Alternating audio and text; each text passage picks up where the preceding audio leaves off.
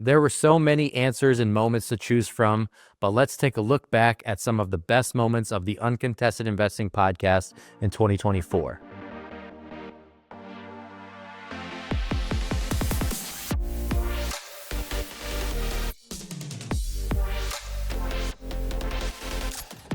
Next direction I want to take this is we kind of talked about technology and weaving that in with customer service. That's kind of your 9 to 5, I guess, if you will, right? Is kind of overseeing that and making sure the user experience for Bridgeloan Network is a great one.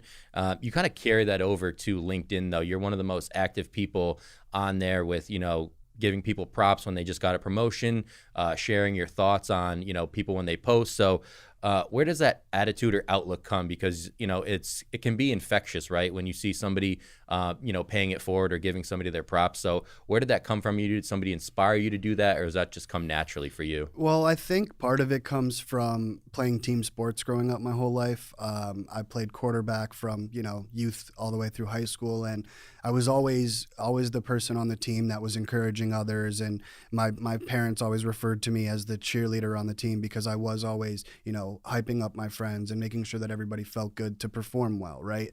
And I take that same approach on LinkedIn in our space because one, I just want to be authentic. I'm being my true self. I really do want everybody out there to win, and I do get excited when I see my friends in the industry or people that we work with winning. It's exciting to me. So that's part of the reason why I do that. But I also want to encourage others to be authentic on there and to talk to each other and create that social aspect on LinkedIn. I think sometimes LinkedIn is forgotten that it is a social media. It's not just kind of professional work. Yeah. It should be professional, but you can also make it fun and make it personal and create that community aspect. One thing that I really want people to understand, and one of the things that I understood really early on from traveling and going to trade shows, is that our space is large enough to have multiple winners. There are multiple great technologies in our space, and I like to see those other technologies do well. There are a lot of lenders and brokers in our space, and there's room for everybody to compete and do well. And that's kind of the attitude that I'm trying to bring, is we can still root for each other and watch each other win from the sidelines.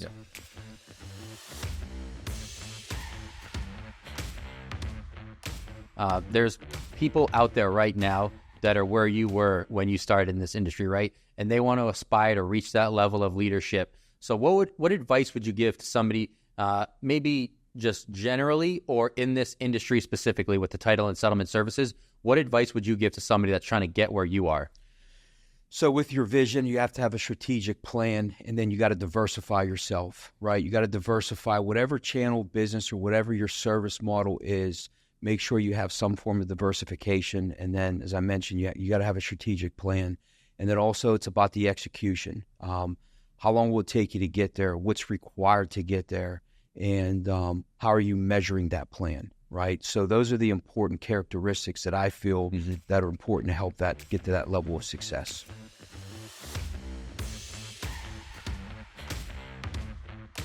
I guess moving back to the client side of it, one of your pillars, if you will, is creating a legacy for future generations. You always stress that with your clients.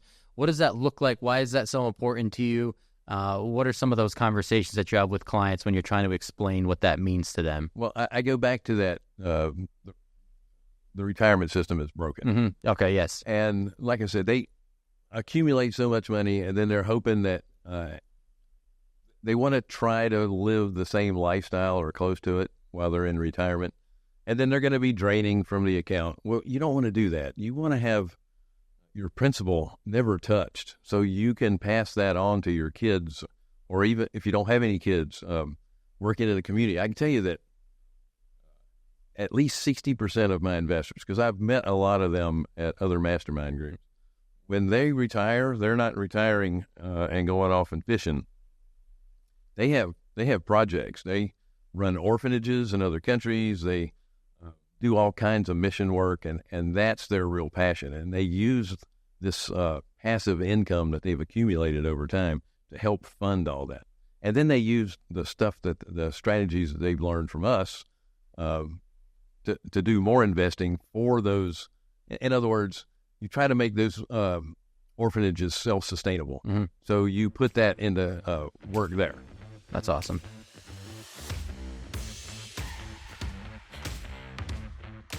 if you're afraid to make mistakes, then you're not going to achieve the success that you want to. So do you prescribe to that learning by doing? Obviously, with the YouTube videos that are out there, people think that learning remotely or online is the best case. Where are you on that argument of the best way to learn?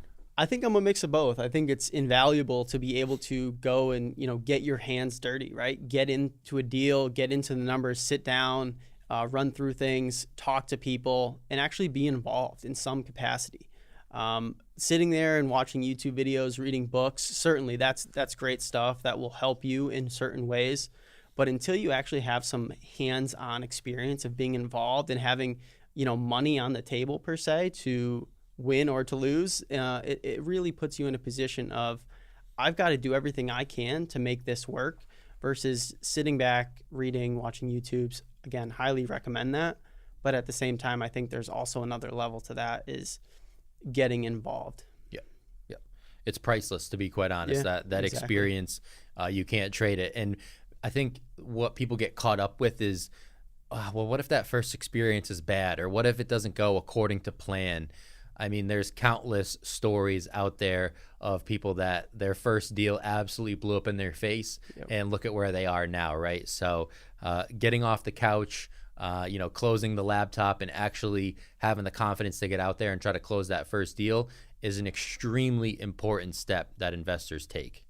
Yep, absolutely. And I think one of the ways you can mitigate some risk when you're first getting started is to find that expert in your area, find somebody that you look up to, and talk to them about how you can bring them value, right? If you are learning how to underwrite these deals and what makes a good deal by, through those YouTube videos and through reading those books and seeing what the numbers might look like on something and how to break down a deal, from that point, you can then take that deal to an investor, to somebody that maybe is a mentor, and say, hey, I've done all the background. I've done all the legwork on this deal. I think it's a great deal. Here's why. And then they can get involved with you. Maybe you guys partner, you go 50-50, something like that, where you've brought the deal, you've brought all the analysis, and they say, looks like a great deal. I'll put my money up. Let's do it together. They've got a proven track record. I think that's a great way for new investors, especially if you have somebody close to you that you trust and that you can work with. So.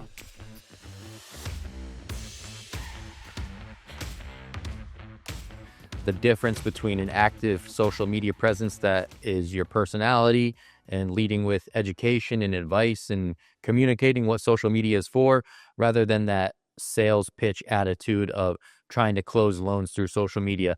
How did that come about for you? Was that just something that was a natural fit? You kind of saw the landscape and wanted to provide that personality and presence rather than the sales pitch? Did you try the sales pitch first and realize it didn't work? What kind of trial and error went into that? So actually, when I receive myself on a daily basis, people that reach out to me on a DM and trying to sell me on the spot, it's a big turnoff. You don't want to reach out to that person because they have one thing in mind, just make a, sell and then just go away. Which people that are successful, and I'm following a lot of successful people on social media, and the best approach is, when you go to a networking event, would you go to someone and tell the person, I can get you better insurance or better term? You have no idea what that person currently has. Do they have insurance? Do they not have insurance? So, you have to build trust. People want to know that you are real. And that's why you have to basically post a little bit about yourself a little bit. You don't have to uncover your life and your family, but you have to, they want to know who you are as well. They want to make sure that they're talking to a human being, which is not a personality because I'm very, reserved, but I had to work on myself. Yeah. And I think people, once they see you daily, getting involved, posting, commenting, sending DMs, jumping on Zoom, you build trust, and then people want to actually reach out to you. And that's why I realize the best way to connect with people is by educating people. How do I educate people? I do read a lot about the real estate industry. When I find out, to the 2025, that state would be, a hot spot for, industrial or, multifamily, I put a post together. I also learned from many people that I follow and also follow me. When you see somebody that has a lot of comments and they get a lot of reaction, you have to see what are they doing right, and then try to basically not copy what they do, but maybe just the format, maybe it's the size of the paragraph, yet that small paragraph. I mean, there's a lot of things goes into it. Yeah. And I was very lucky that a lot of people that follow on LinkedIn, we ended up on a Zoom meeting, and they gave me like, 1 or 2 tips to get better at it. So you timed that by 10 people. I had a, basically a bag full of tips, which allowed me to get better at it. Nice. Yeah, that sales pitch isn't always the best icebreaker. So No, not at all. I appreciate that because, a lot of people need to hear those lessons or just need them reiterated, right? Social media definitely serves a purpose, and maybe the end goal is, getting that sale, closing that loan with someone, but you can't start with that because, as you said, it does turn people off.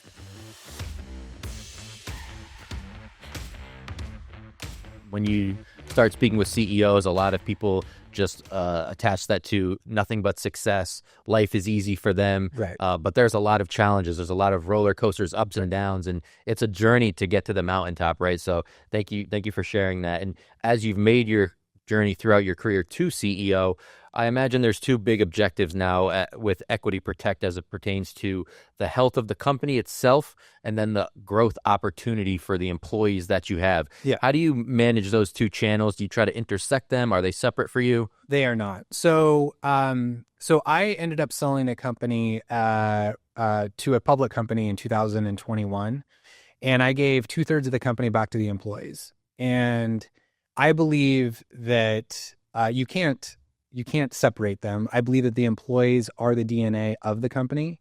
I believe that everything that we do as a team. We do it together. And, even though I'm the one that's out there taking the risks, it's important to me to know that they are appreciated and acknowledged, and, they're going to do everything in their power to move things along. As a result of that, they take care of our clients. Mm-hmm. They make sure customer service is spot on. They give products away, right? They have the ability to make decisions on the fly, which is, I call it Kaizen theory. Mm-hmm. And they're empowered to do that. And I do believe that you have to combine those 2. And where does that leadership style come for you? Is that something that you learned over time? Was there mentors involved that kind of you kind of pick and choose things you like from other people that you respect in the industry? Yeah, so I think it's a combination of everything. So I am a big promoter of life coaches. And so you can imagine through 2008, I had a lot of them. And at that point, again, 2008, I was 28 years old. One of my life coaches said, you don't know what it's like until you have a downturn, right? Oh, I can weather it. I'm the most arrogant SOB out there, right? And what's funny is I truly believe that I was operating a company with, out of integrity and employees that, love to be there.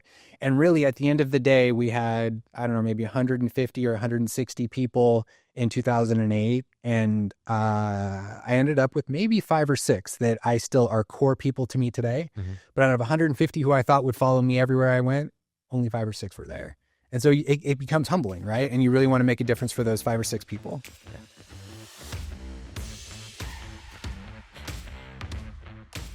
How much do you recommend that aspect of being local, being knowledgeable with the surrounding area?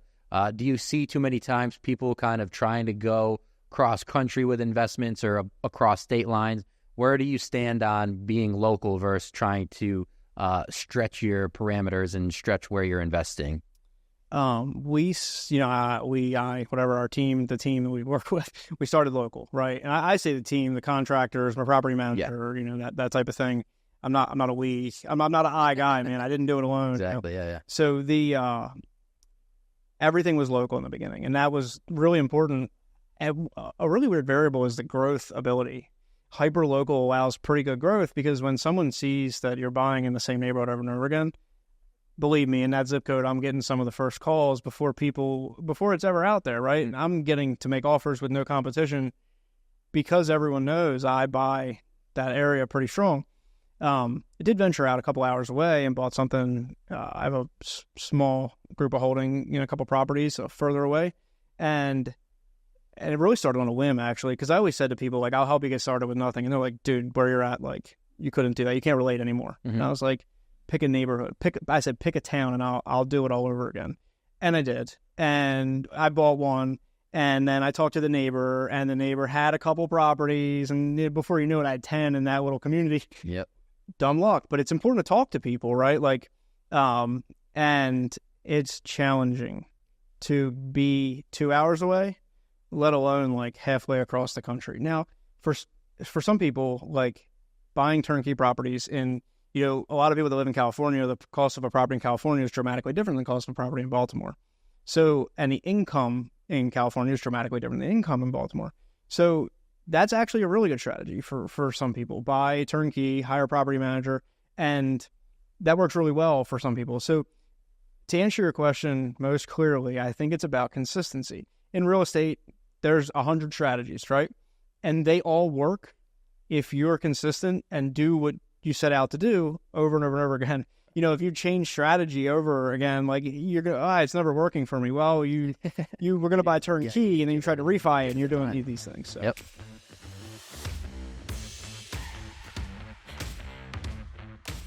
I'm sure from your perspective, analytics help no matter the scenario, no matter the ecosystem, as you mentioned, right? But a couple of years ago, I think the environment with the rates as low as they were, a lot of people were getting into investing. It seemed like an easy thing to do, a popular thing to do, maybe is a better phrase for it, because it is not easy by any stretch of the imagination. But this past year, inflation, the economy, I'm sure analytics played a much larger role. Can you kind of talk about how important it was in the current real estate market throughout the last year? Or is there any trends that you saw in 2024? And if you've looked ahead at all, what does 2025 look like from an analytics standpoint? Yeah, and this is very similar to the oil and gas industry, right? When oil and gas is above $100 a barrel, everybody's making money, everybody's fat and happy. Nobody's really paying attention to the analytics, what's driving the business. Well, when oil goes negative or is below $20 a barrel, it's very similar to when interest rates rise very drastically, right? People went from writing 3-4% DSCR loans to automatically 6-7, almost 8% overnight.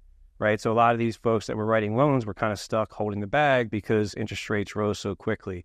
So now whenever the market has a volatility swing like that, it's really important to take a step back and really understand, well, what are the metrics and analytics that are driving my business? And I think people are forced to do that when adverse things happen in the market. Fortunately, we've seen over 2024 a rebuild of what 2023 wasn't. In May of this year, we hit a high point. June was a little bit of drop off. July and August were very strong comparatively to June. So for 2024, we've seen very good things in the private lending space. I think we're down roughly 30% relative to the conventional mortgage space, which is still down about 50%. So the private lending space is a little bit sheltered. There are some banks that are no longer doing business purpose loans. So you're seeing the private lending space grow just by reallocation of lenders. We expect that trend to continue. We also expect with lower rates, and we do expect rates to come down even lower in 2025, that there will be more investment opportunities as people will now, free up and start to move and transact. Like right now, there's a lot of properties that are just being sat on because they have a 2.5-3% interest rate, right? So as things get closer to 5%, 5.5%, I think you'll start to see more activity pop up as well.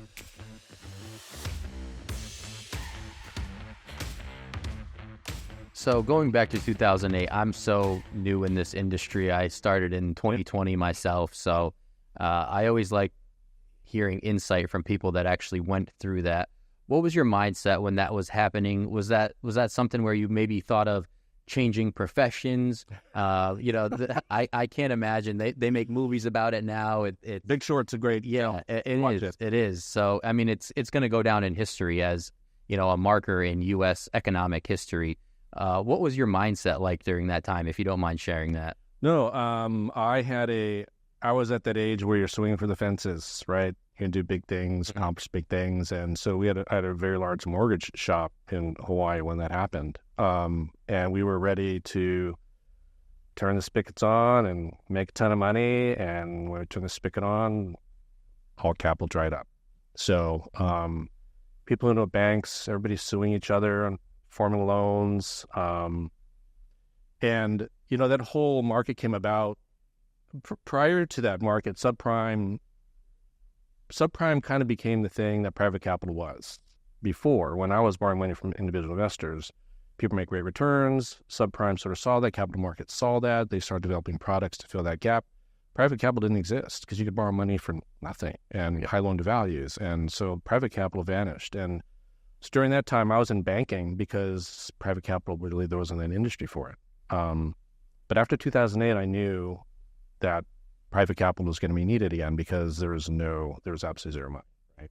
And so, yeah, I did have to completely re-establish myself. I had to shut down big operations. I had to deal with lawsuits. I mean, it was terrible time. And then start going back to my roots, which was, bringing private investors together, encouraging them to lend their money to people, encouraging people to buy these properties from banks that were literally giving them away. And then since then, you just saw this meteoric rise of private capital. It just evolved into a different, so they don't use the word subprime anymore, but it's out there, So I appreciate that insight. I like talking about that because there's a lot of investors right now on the fence. Should I get started? Should I not? Maybe going through a tough time. Their last deal didn't go the way they wanted to. Right. And I just appreciate the insight from somebody that's gone through one of the toughest times, if not the absolute toughest time, and is still in the industry, is still succeeding. So thank you for sharing that.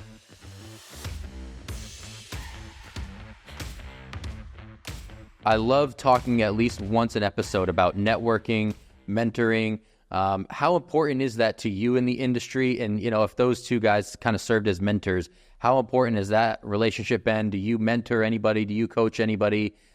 Just kind of talking about the networking and mentoring and how key that is in this industry. So I think networking is important. Obviously, meeting people, being comfortable with them when you do deals with them. If you know the person, sometimes you feel a little more comfortable getting something done, or you can kind of talk to them a little bit more plainly. So I think, the networking is important. So I go to conferences, we take trips to, to visit people for those reasons.